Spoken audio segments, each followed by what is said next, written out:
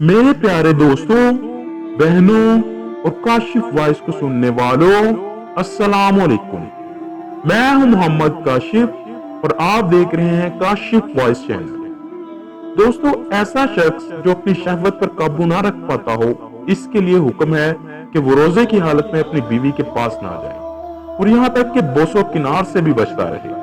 बुखारी शरीफ में रवायत है कि हजरत आयशा सिद्दीका रजी अल्लाह ताला अन्हा ने फरमाया, हुजूर अकरम सल्लल्लाहु अलैहि वसल्लम रोजे की हालत में बोसा भी लेते और बगलगीर भी होते थे, मगर आप सल्लल्लाहु अलैहि वसल्लम शहवत पर सबसे ज्यादा काबू पाने वाले थे।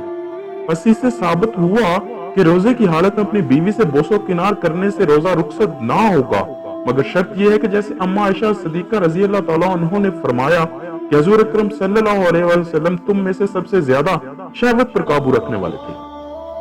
सुनन अबू दाऊद में हदीस शरीफ के अबू हुरैरा रजी अल्लाह ताला अन्हु बयान करते हैं कि एक शख्स नबी करीम सल्लल्लाहु अलैहि वसल्लम की बारगाह में हाजिर हुआ और रोजे की हालत में अपनी बीवी से बगलगीर होने की इजाजत चाही, तो आप सल्लल्लाहु अलैहि वसल्लम ने इसको इजाजत दे दी।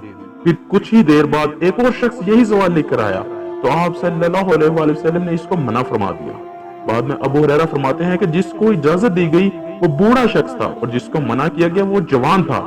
यानी बहुत से फैसले आप सल्लल्लाहु अलैहि वसल्लम लोगों के मौजूदा हालात को देखकर बयान किया करते थे।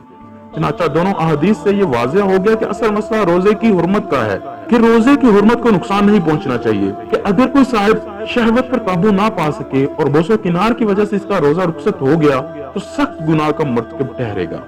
तो हर कोई बखूबी जानता है कि वो किस हद तक खुद को गुनाहगार होने से रोक सकता है। अल्लाह पाक हमें अमल की तौफीक अता फरमाए, आमीन सुम्मा आमीन।